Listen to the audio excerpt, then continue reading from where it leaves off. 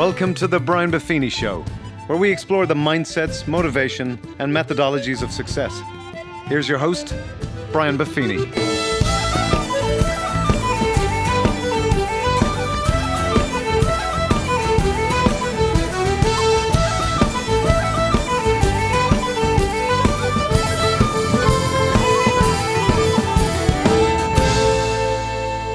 Well, the top of the morning to you, and welcome to the Brian Buffini Show. So excited for you all today.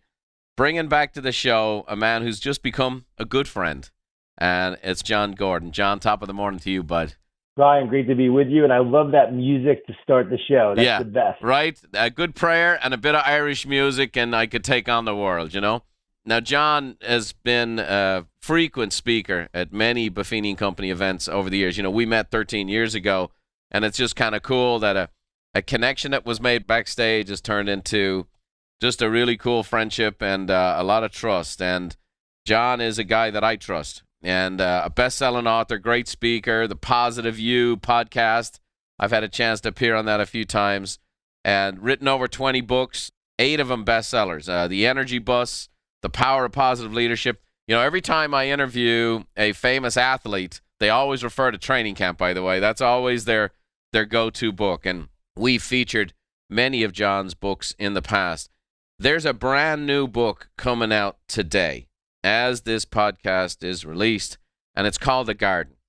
And in a world where we've gone through COVID-19, deep political divisions, we have ideological differences in this country and in this world that are becoming deeper. We have a racial crisis on our hands. We have all kinds of things coming to the forefront, policing issues, economic issues, and here comes a book called The Garden. And it's a spiritual fable about ways to overcome fear, anxiety, and stress. Jon, they say timing's everything. I think the timing is perfect. And just on this date, June 30th, I can't imagine a more perfect book from a more perfect guy to help us at a time like this. Talk to us about what inspired you to write this book. Thanks, Brian. I've been thinking about this book for a while, the 5 Ds that the enemy uses to sabotage us, to destroy us, to defeat our team, to divide our relationships and also our country. And what happened was I just finished writing Relationship Grit with my wife December 25th, Christmas Day. So we finished that book, and I was thinking about these 5 Ds. I was going to call it identity, because this is about the battle for identity. And in that moment, I said, should I write this now or another time? And God clearly said, you need to write this now. So I was taking a walk on the beach that day, and it came to me, The Garden. I got to write as a fable, not a how-to book, because I was going to write as a how-to, write as a fable. And I had this vision of the garden, 2 teenagers who are dealing with stress and anxiety and fear. Their names are J and K. And Mr. Irwin, a family friend, a neighbor, a really nice guy.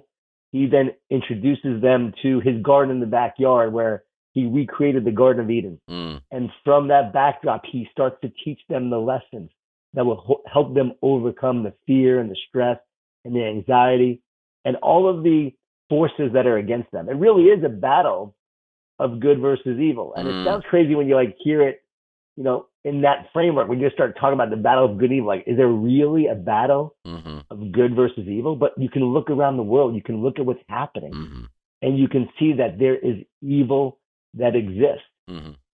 Racism is an expression of evil. Sure. And so it's not racism in itself, it's the expression of evil. And so no matter what we do to fight it, I really feel like it's always going to exist in some form, because it's a form of evil. But the way we win the battle against it is with good. It's with God. It has to be done in a spiritual way. Right. You can never win a spiritual battle with man-made strategy. Right. As we become increasingly secular, and that becomes the answer for everything. And it's interesting, you know, during the COVID crisis, to hear so many different people go, well, we're making the decision based on science. Apparently there's a different science in Jacksonville, where you live, than there is in Los Angeles, which is up the road from where I am in San Diego, because the science in LA means we're shutting things down for eternity, but the science in Jacksonville is, baby, the beaches are open, your conferences are welcome, and everybody's back to work. And so Again, I do believe it's in the matter of the heart, faith, hope, and love. I also love the fact that these twins, having twin girls who are teenagers in my home, there's a special, just having an advanced copy here. I'm like, okay, this is good for me, Dad. This is good. They're boy and a girl, Yeah. J and K. And yeah, they're struggling. The girl is dealing with some issues and she's, really has some pain that she has to deal with. The boy has suicidal thoughts and he has to deal with that. And so many of us can go back to our early days or even in our lives at this point where we're struggling and we're fearful and we have anxiety. Mm-hmm. I was depressed at some point in my life when I was about 31 years old. And I remember struggling a lot. So a lot of people have been in this space and they don't know how to get out of it. And again, it starts in the heart. And once you understand that it's a spiritual battle, not just a mental battle, not just an emotional battle, but a spiritual battle, then you can actually start doing things to actually heal yourself. Yeah. The word psyche actually means soul. And so our minds don't need fixing, our souls need healing. And as we heal our souls, from there, everything else starts to work a whole lot better. That's what happened to me. Once I found my faith, when I was around 35 years old, that's when everything in my life began to change. I started to heal myself from the inside out. So the depression went away. Mm-hmm. The anxiety went away when I found my faith. Now, I want people to know that I'm not saying they shouldn't get help with a mental health counselor. Mm-hmm. I do believe that there's a useful place for health counselors. Those relationships are essential. I also say in the introduction, this book is not a substitute for working with a counselor. I'm merely sharing a framework and tips and strategies to help you overcome the anxiety, the fear, the stress that could actually paralyze you, debilitate you, and actually ultimately really sabotage you. And obviously a book is a very intimate form of communication. And I think the other part right now, I think we're going to see an increase in readership because the news is so ghastly to watch because it's become so toxic. So now we have so much anxiety, that never have we had more. But going back to February this year, we had the strongest economy we ever had. We had more people had more in this country than ever before. And now here we are, 4 months later, and there's anxiety and frustration and fear and all the things you're talking about. And I do think, number one, this is a fabulous resource for helping us with our young people. But it also is those seeds that are laid in our own lives as a younger person, maybe an oak tree right now that needs to get addressed. So I'd love to do this. Can we spend a few minutes and get into the 5 Ds? I love this, and I love that you are solution-oriented. You have a solution for each one of the 5 Ds. Can we do that? I'd love to. And it all starts in the garden, where the enemy actually talked to Eve. The serpent talked to Eve and said, did God really say you couldn't eat from all the trees in the garden? When actually God said you can eat from all the trees. You just couldn't eat from one. Think about that. God provided abundance. And what did the serpent do? It caused Adam and Eve to focus on the one tree they couldn't eat from. Right. What they lacked, not what they had. So often we have this abundance. We have so much that has been given to us, so much to be grateful for. And yet the enemy causes us to focus on what we lack. The enemy starts with planting seeds of doubt. That is the first D, doubt. That God can't be trusted, that God is withholding the best from us, that we can't trust God, we can't trust our leaders in our country, we can't trust the science, we can't trust people. So the enemy plants seeds of doubt. And so the first D is where it all starts. And it starts with the doubt in our mind that we can't trust. Where do we go with that? I mean, I think it's so enormous, right? And it's right there in the Garden of Eden. I think the evil has no new tricks. That's what I think. Let me go through the 5 Ds real quick and I'll take you through. And then actually we'll give the antidote to the 5 Ds. Great. So the first D is doubt. And then the enemy uses the second D to create doubt. It's to distort. And so the enemy takes truth and distorts it with lies. So many of us are filled with so many negative thoughts, lies in our heads. We're filled with fear. But I often ask people, do your negative thoughts come from you? And if people say yes, I said, really, who would ever choose to have a negative thought? You would never choose to have a negative thought. There is an enemy known as the father of lies that is always speaking lies to you. And those lies are always coming in, but you don't have to believe those lies. You don't have to believe the words that they say because they're not coming from you. They're not coming from God. And I don't know how it happens, but I know it comes in very fast. We believe the lie we actually then reinforce it. We speak it out loud, and then we feel guilty and shameful. We have shame because of what we're thinking. Meanwhile, you never originated that thought. So you have to understand those thoughts are not coming from you. They are distortions. And right now, there's a lot of lies happening in the world. So an enemy will always distort truth with lies and then also create doubt with the goal of discouraging. That's the third D, discourage. So the enemy wants to discourage us. Why? Because he knows he can't beat us himself. So what does he do? He gets us to beat ourselves. We don't give up because it's hard. We give up because we get discouraged. And I see so many people right now, they're discouraged and they're just giving up. They give up on the fight. And so we have to stay encouraged. We'll get to that. The fourth D is distraction.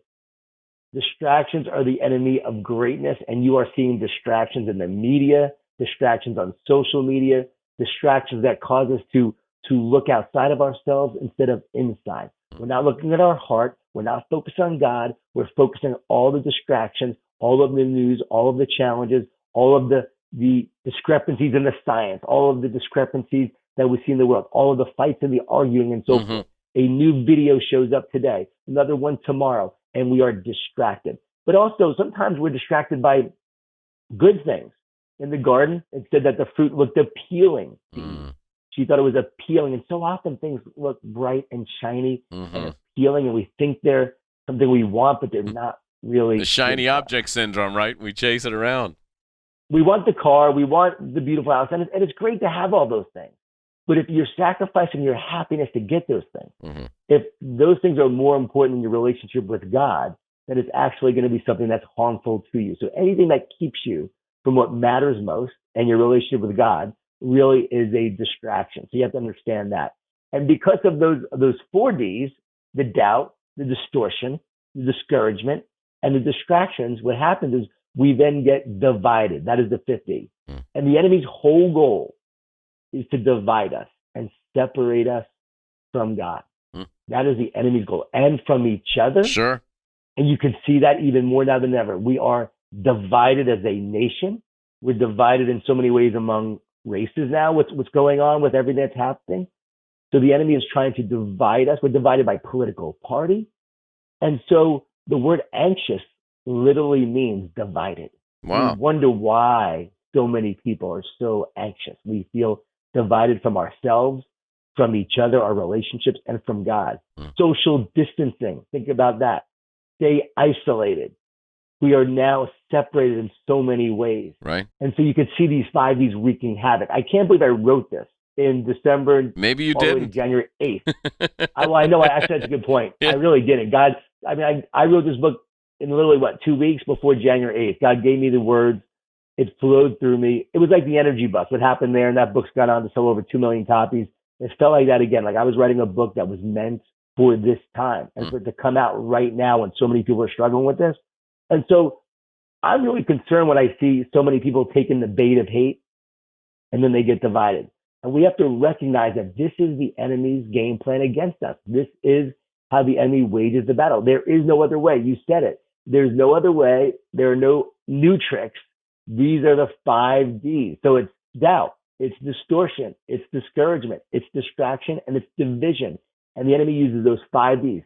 Brian, we had to recognize that we're in a battle. So many people are losing the battle because they have no idea they're in one. Right. So they're getting their butt kicked. Once you recognize you're in a battle, now you can understand how it's being waged. And now you can understand how to win it. And in the garden, I share how to win it. And I'll share it real quick in a brief overview here. But how do you win the battle? Instead of doubt, what do? We trust. It's so simple. We trust in God. We have faith in him. So often we're like, God, show me and I'll trust you. God says, no, trust me and I'll show you. Your Love that. life is proof of that. My life is proof of that, where we both came from nothing. We had nothing. All we had was God because we had nothing. And we just trusted in Still God. all I have, buddy. I know. And you know what? When this happened with the coronavirus, he has brought me so much closer to him, so much deeper, so much more intimate. Yeah, I can feel see it so in much you. Closer to him. Yeah, it's amazing how he's transformed me through this time. Like I recognize when I lost the battle during the .com crash, when I lost my job, almost was bankrupt. I found my faith during that time, and it prepared me for this time right now, where I could be a light for others. So first and foremost, we trust instead of doubt. No matter what we're going through, our trust, our faith is greater than our circumstances. And we got to trust that God is greater than anything we're up against. Right. And so we trust. The second, do we overcome distortion is truth. We speak truth to the lies. And so instead of listening to the lies, we speak truth to the lies. I learned this from Dr. James Gills, the only person on the planet to complete 6 double Ironman triathlons. That's a double Ironman. You do an Ironman, a day later you do another one. Last time he did it, 59 years old, was asked how he did it. He said this: I've learned to talk to myself instead of listen to myself. Wow. I listen to myself. Hold on, back up the bus there. That is so awesome. Say I that learned again. to talk to myself instead of listen to myself. Because if I listen to myself, I hear all the fear, all the doubt, all the complaints, all the reasons why I can't finish the race. But if I talk to myself, I could feed myself with the words and the encouragement that I need to keep on moving forward. We got to talk to ourselves, not listen to ourselves. And wow. Dr. James Gills would memorize and recite scripture. That's how he fueled himself as he moved forward.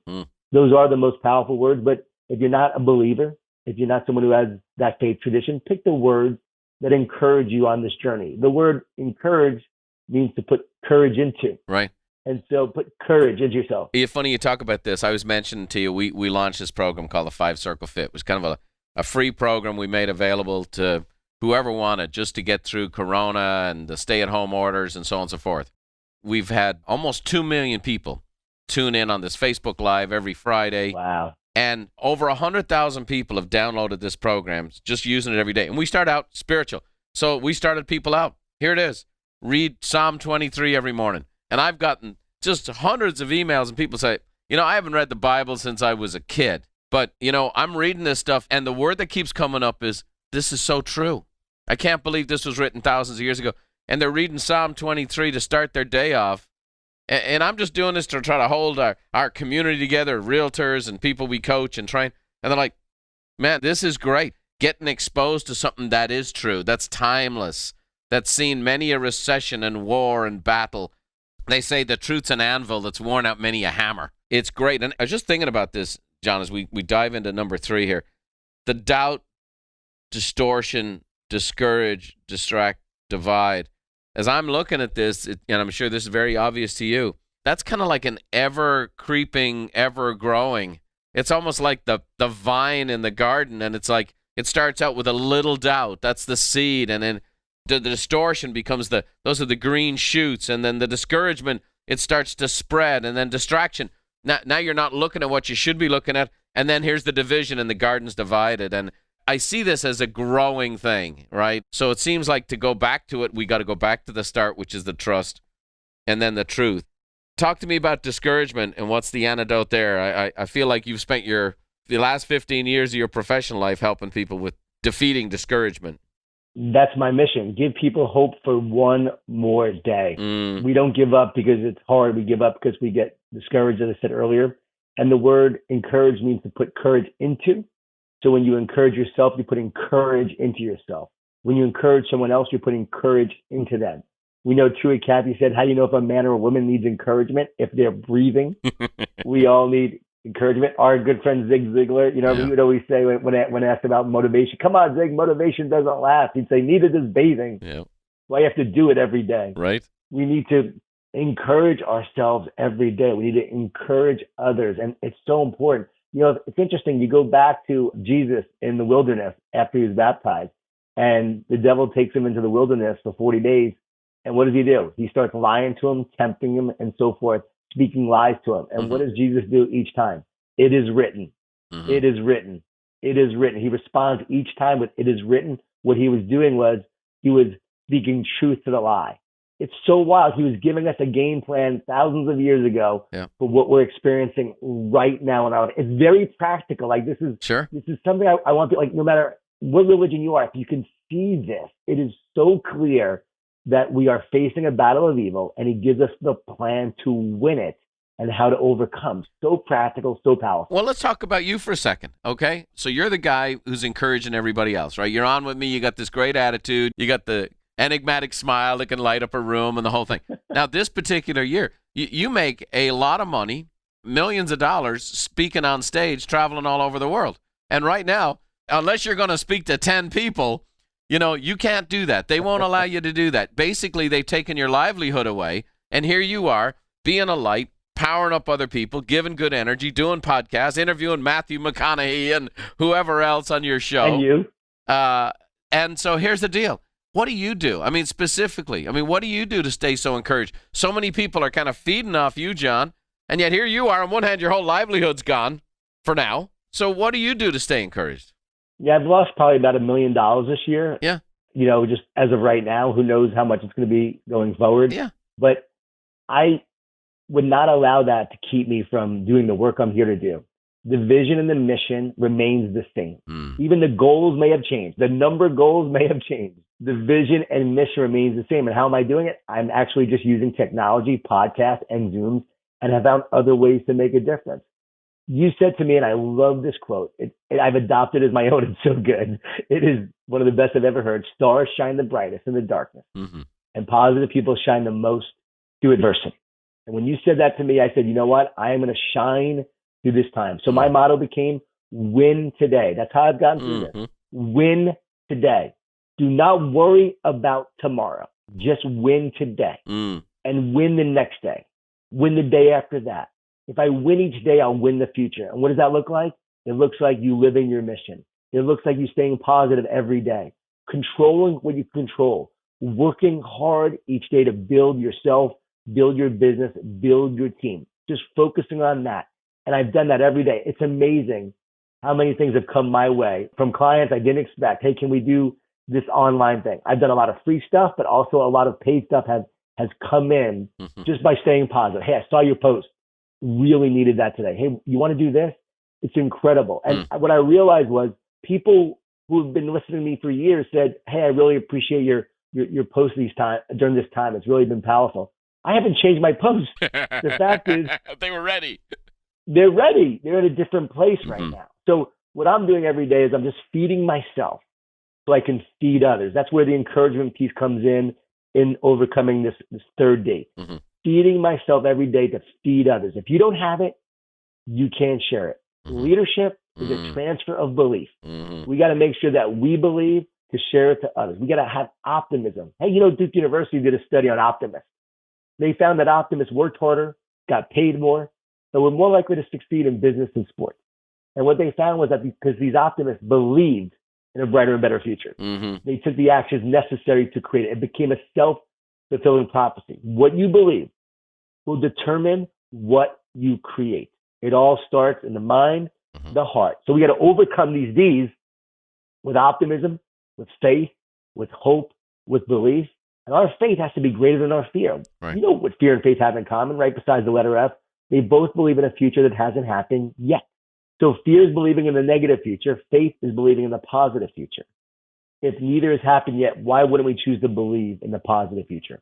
Why wouldn't we choose to believe in God, our destiny, and the plan for our lives? And I think that's what has moved me during this time, kept me going during this time, and to encourage others during this time. So, days like this, I really like my job, Jon. You know that? Days like this, I'm like, man, this is my job. I get to get in here today into the studio and get fired up listening to Jon Gordon. I think, life is good. And you talk about this, and that's why I think this book is perfectly timed. Timing is everything.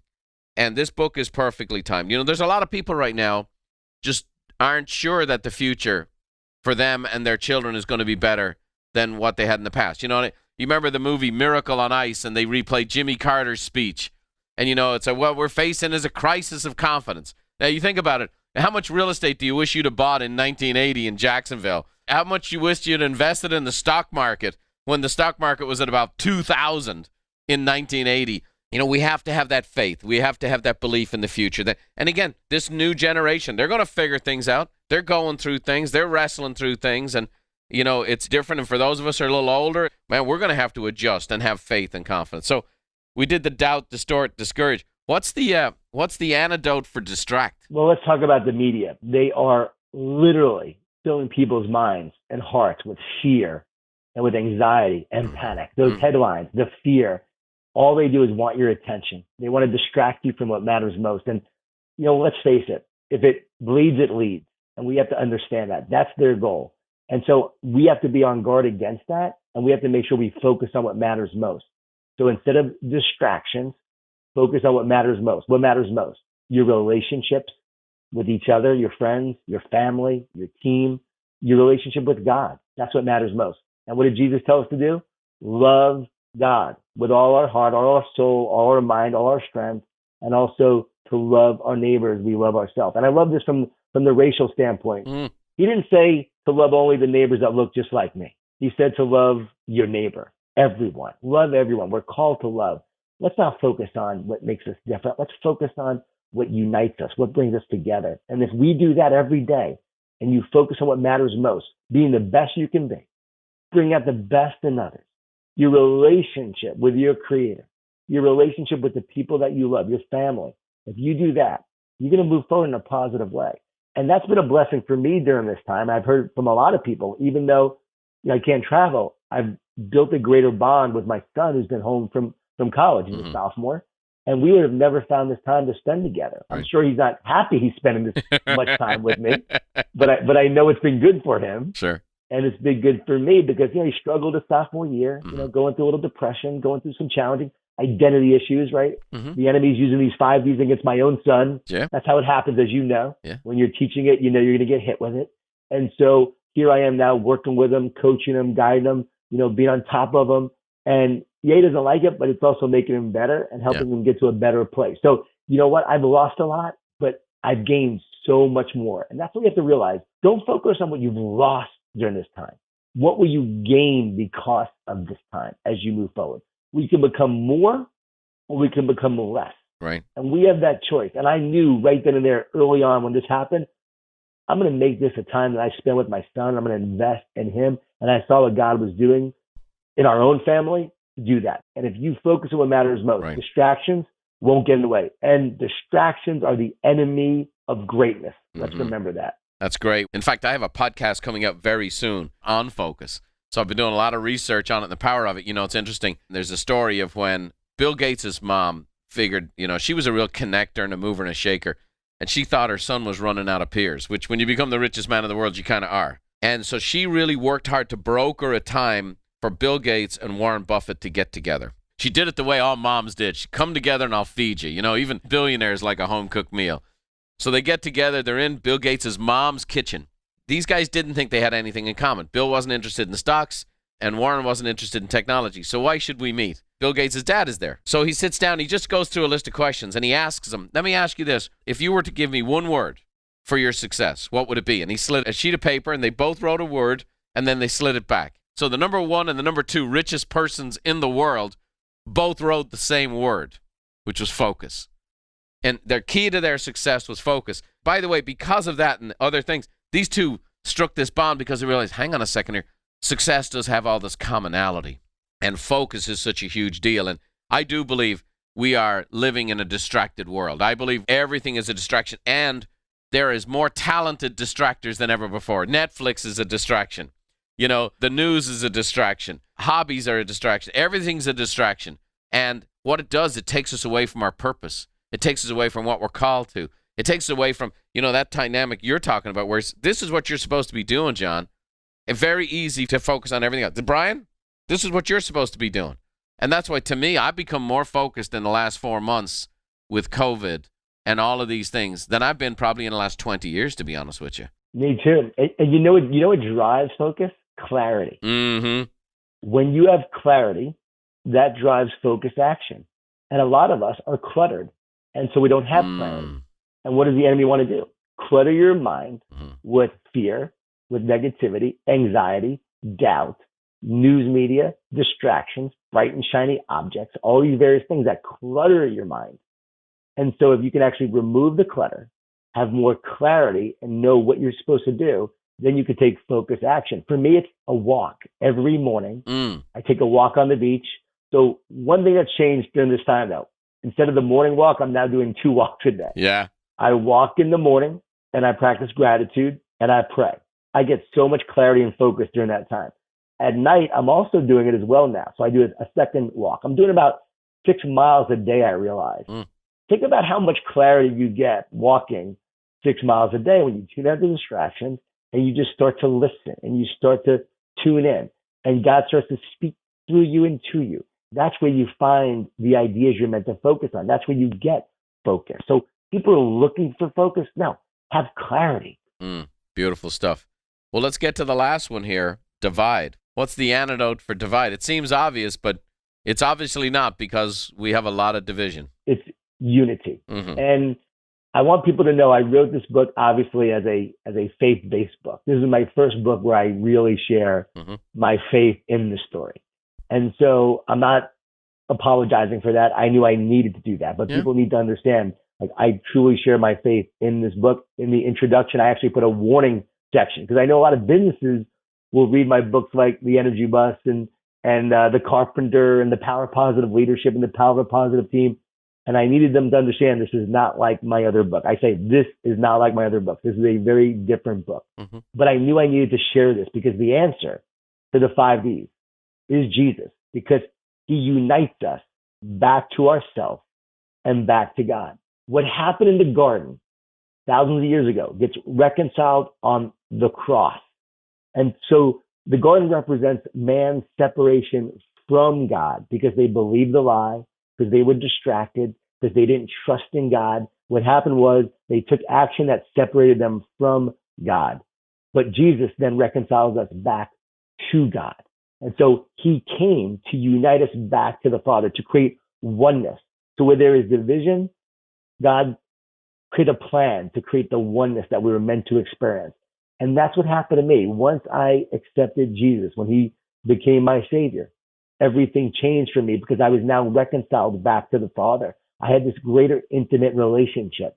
And it's incredible how God started to speak to me and through me during this time. And so I share that in this book. If you really want to understand the power of that, it's crazy, because if you actually, I just learned this from Christine Kane. It's amazing. She talked about the garden story, and it says that Adam and Eve were in the garden and they knew no shame. Wow. It could have said a lot of things, but it focused on shame. They knew no shame. It could have said that they knew no unhappiness. They didn't know pain and anger. No, they knew no shame. And think about, through these 5 Ds, what happened was, when they were separated from God, they hid from God. And so often in our shame, we hide from God. We run further and further away from God, and we feel more and more divided, more and more separate, more and more anxious. And we see people who are actually not living the life that they were called to live, because they're running away from God. And so we often hear the term, shame on you, shame on you, shame on you. Well, guess what? The enemy wants to put shame on you, but Jesus came to take the shame off you. And so he died so he would take the shame off of us, so we can live the life we were called to live, in freedom, in love, in joy, and have that freedom and peace to be all we are meant to be and who we are meant to be. And that is the power of this message. And I share that in the book. I'm very straight up with it. But as you see these 2 teenagers give their burdens and their pain to God, like the tears that come through them, as the reader, it comes through you. It's such a powerful moment. I've had about 2,000 people on my launch team already read the book. And the response to this book has been incredible, of how it's touching people. And I knew, again, I was meant to write it. And share Well, it. again, and it's courageous. You know, in the world we live in today, of the 5 Ds in full action, you know, what first became political correctness, everything always starts out well. You know, be careful with your speech. You know, words have power. Words can hurt. Words can divide, and words can create divisions and take a long time to heal over. And now in our culture today, political correctness has developed all the way to being weaponized. And so now it's okay to talk about spirituality, but the type of faith you're talking about today is really not cool. And, you know, the very fact that you write a book and you have to actually write a warning label like it's a pack of cigarettes or a bottle of booze. Hey, you know, when opening this book, you might get exposed to things that might cause faith to happen in your life, you know. But and change your life for the good, yeah, for the better. Here's the deal. What we need in our world today is courage. We need courage. And I see it all in you. I see the light that's in you and how enthusiastic you are. You know, my deal is I've lived by the motto of St. Augustine, share the gospel at all times and use words if absolutely necessary. I've presented to millions of people all over the world, and I don't proselytize people. I want to chime in on this. And I really didn't know the direction of where this conversation was going today, my friend. But one of the reasons why we've linked up so much is we both have the same father. And, for me, all these systems I talk about and all of these programs and the coaching and everything and try to help people be successful, I am nothing without coming to that same faith that you came to. For me, it was 34 years ago. And my life has never been the same. And every day I wake up, I sing the first chorus of Amazing Grace every morning when I'm on my walk. How sweet the sound that saved a wretch like me, because it keeps me from the other side, the arrogance and the ego and the pride. Our faith has been so hammered in the last few years because all that the media promotes is what it's against. And it's become that. But the truth is, it's about love. The truth is, it's about loving God and loving your neighbors yourself. And even then, they said, oh, no, who's my neighbor? No, who's my neighbor? Come on, Jesus, who's my neighbor? Because why? Because I want to qualify it. And the truth of the matter is, in our faith tradition, you talk about my kids, they go, Dad, what do we say about race? I go, talk about how Jesus talked about the Samaritan, the mixed race person. Look at how he treated women. It's true faith. It's not a reaction. It's not political correctness. It's not thought control. We need spiritual answers to matters of the heart and matters of the soul. And the fact that you wrote a book like this is phenomenal. It's courageous. I'm sure you're even surprised at it yourself. I am. I am. I just thoroughly believe in what you're doing with this book, and I couldn't endorse it more. I encourage every single person, whether they believe or what they believe or don't believe, to get a copy of The Garden. And I encourage them. Embrace a spiritual fable, a story about ways to overcome fear and anxiety and stress. These 5 Ds don't have to be the things that divide our life and define our life. There's a gardener that can make it all well. Amen. And you know what? I want people to know it's not a religion.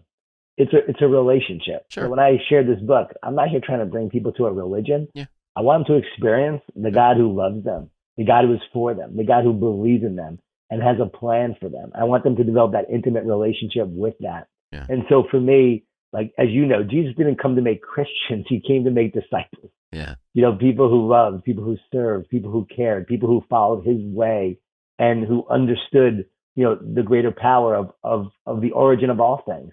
And if you look at both these stories, isn't it cool? Like, think about it. The garden and the cross, 2 separate stories, and yet they fit perfectly together. It's too magical, too perfect to be an accident. And then when you see how it plays out in our everyday life, it's worth taking a look. And as I said in the introduction, even if you're not a person of faith, read about the 5 Ds because you'll find them useful and find ways to help them. I actually shared it with a coach who's not a believer. And he took these 5 Ds and said, I'm bringing these home to my family right now. And we're using these 5 Ds. So good for like you. You said, if they help people, hey, that's what we're here for. Brian, I appreciate you so much. And your faith has always inspired me. And think about it. Like, we're 2 people who found God, or God found us. I was 35 years old when it happened for me. And it drives us to do the work that we do. Like, we are here to make a difference, to serve others, to have an impact. And we know our purpose. And we have focus action as a result of our purpose. And we have a lot of clarity. And we know that love is what drives us. And that is what makes us who we are. And I think that's why I love you so much, because I just see, I see that power moving in you. And I know it's the same thing I want to drive me in my life. So when I see you, I go, that's the kind of guy that I want to be when I look at you. Well, right back at you, pal. I don't know if this message was just for me today. But I needed a good word like this today, and I thank you for it. I thank you for having the courage to write the book. I wish you the very best. The book is called The Garden. It releases today, June 30th, and I encourage you to go and pick up a copy wherever fine books are sold. Go read it, embrace it, send Jon your feedback. I know he'd love to hear from you, and we just wish you the best of success with this. You're a unifier. You're a light. You're a beautiful guy. I wish you the best of success in the future. Until we meet again, my friend, it's always a blessing. Thanks for being with us today. God bless you, Brian. Well, I know I cover a lot of different topics on this podcast, and real estate and finance, mindset, motivation, and methodologies of success. Today, I interviewed my friend, Jon Gordon. I had read just the beginning of this book. It's really brand new, and I knew about the 5 Ds. I didn't know about the level of depth that he had come to in regards to the message here to repair the soul and support the soul and heal the soul. But it's phenomenal. And what a great conversation that was. I hope you enjoyed. I hope you're able to receive it in the spirit it's delivered. I know it's a privilege to come to your homes and your cars, on your workouts with you. I know that podcasting is a very intimate form of communication because you listen to it usually by yourself. And so I hope whatever is there for you today will meet you where you're at. We are in a troubled world. We are trying to come up with institutionalized answers for matters of the heart. And so hopefully this has been a blessing for you today, a reminder, a wake-up, or an introduction for you. And let me leave you with a little Irish blessing, which is kind of a soft aftershave or perfume to where my spiritual convictions lie. And we finish every podcast the same way. Maybe you'll hear it differently today. May the roads rise up to meet you, and may the wind always be at your back. May the rain fall soft upon your fields, and the sunshine warm upon your face. And until we meet again, may God hold you in the hollow of his hand. We'll see you next time.